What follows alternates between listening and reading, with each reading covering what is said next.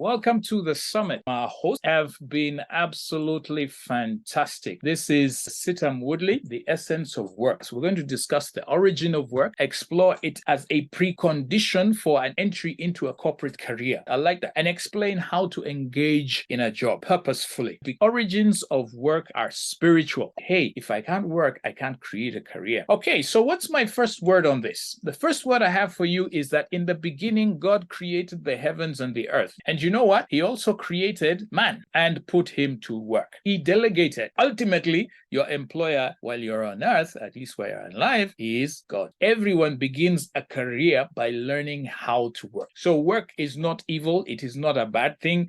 God worked in the beginning. He gave over that responsibility to us as human beings. So we can expect to work. One, you work for yourself or you work for somebody else. There's nothing wrong with that. Both are good. So what does work mean? Now, I must tell you a little bit of a story here, because when I was in a physics class, our physics teacher gave us a test and said, guys, you big rugby guys, go over that wall. And we stood next to the wall and he said, push it. And we said, yeah. We pushed it. He said, push it harder. Said, okay. So he asked us, did it move? No. And then he asked us, so did you work? And we're like, yeah, we sweated. We put in the energy. I mean, it was, no. He said, did it move? And we said, no. So he said, you've done no work. Work is equal to force times distance. That field has to have been tilled. Work means that something has moved through a distance. Now, this is a question of ethics and attitude. We need to be able to work. Work is an established habit. It's a habit. It's a character. It's a discipline. And it involves creativity. Now, if you're not used to working, tell me, if you got a job, will you begin work because you're being paid? I doubt it. If you didn't have the character to make your bed in the morning, whether you are employed or not employed, if you don't have the character or the discipline to get up at 6 a.m. and get into that bus ride to your workplace, I don't think you'll find it simply because somebody has given you a job. You've got to be working. You can't get it for free. Give yourself over to that work. And so don't be lazy. Don't come in with the spirit of entitlement. Don't come in and say, I have qualifications, I have certificates. Those kind of things don't get you to work, okay? Those things don't get you a promotion. Those are side issues. What we want to see is productivity. Did you know that an ant can carry up to 5,000 times its own weight? And guess what? Without supervision. You need courage, you need character, you need competence and confidence. But also, you will need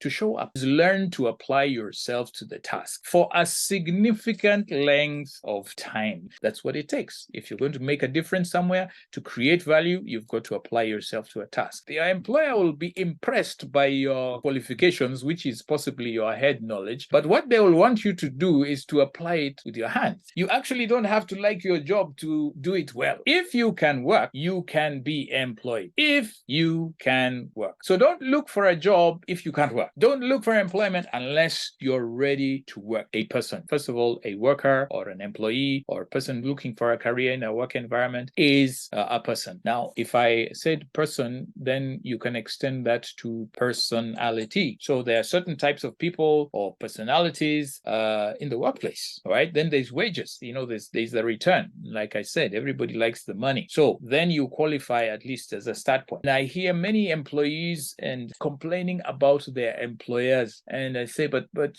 think about it. The guy employed you. So what are you doing there if you're complaining about? You're not sure that he knows what he's doing. So what are you doing there?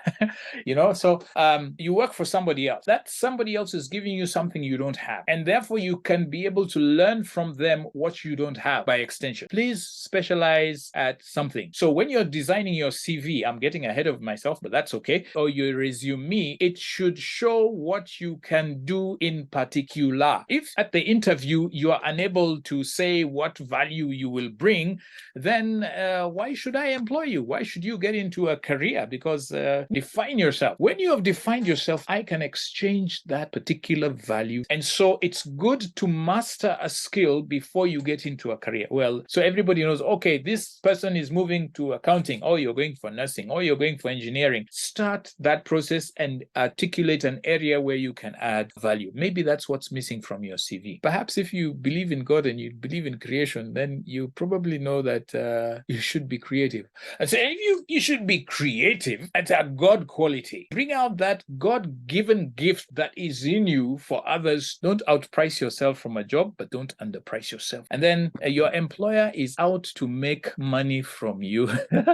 I know employees don't like this, but yeah, I've invested in the business, I've invested in marketing, I've given you the property, I've even given you the job. I need to make some money off of you. And I don't think there's anything wrong with that, especially if I'm paying you for the skills. But just know it helps with your attitude towards work. It helps with the attitude towards what you're doing, that it has to be beneficial to your employer. So if you're going to succeed in your career, the organization you're going to work for, you need to fit into the culture. If you look at a bank, if you look at a hotel, so one way you can look at that is that there are some organizations in which you will not fit. One, because of your skill sets. Two, because that's probably not your personality. That's not your area of expertise. There's nothing wrong. Look for something that actually favors you. However, not everybody gets the jobs they want. So you may have to get a job, do the best at it until you can get another job that makes use of your full competencies. What do you want from a job? Now, many people just want a job, but they never ask themselves. Be reflective and ask, hey, I'm on a job right now, and I've just come into this seminar, and Alan Bukusi is talking about what do I want from my job. Now, did I think about it before I got the job or not? These are the popular responses I get. I want a job just to get out of home, get away, right? I need the money, pay my rent. I need the money to live. I need the money not to ask my parents. I need the money. Is that why you wanted the job? So there's got to be something else that's beyond that. Please stay with me until week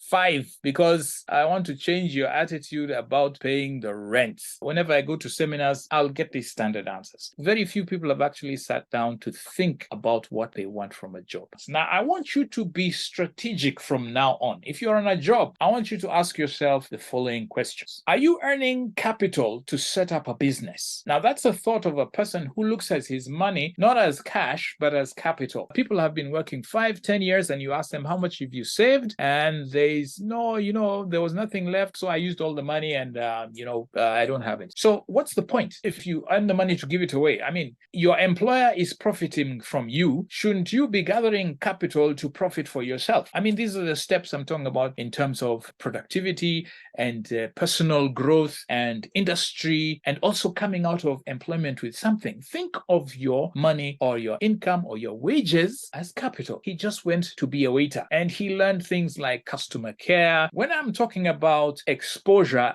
do you know what happens in your industry? It is actually possible to work for literally 20 or 30 years and come up with 2 years or 1 year's experience. Experience is a very important thing. It should be a skill development function. That is what you call experience, not being physically present in the workspace. Set goals that you can come away with and say, after this job, I plan to build a house. I have plans to go to college. What goals do you have for the job, for your job to be meaningful? So then you don't get frustrated that these people are not paying me enough money. It's you who's not saving for the goals that you have. That's what I mean, a job with purpose. Thank God it's Friday and Monday blues. Anybody who talks like that, I just know you have no purpose. What I'm going with this is that if you have no purpose, your career cannot take off. However, my point here is that employment is a privilege. And you work between 8 and 5. That means all the waking hours. Tell me you don't have a purpose. Man, I'll be sad for you. How do I negotiate my salary? I'll give you a few tips. 1, consider how much it will cost you to do the job well. And that should be your bottom line. Okay, let me say this now. As an employee, you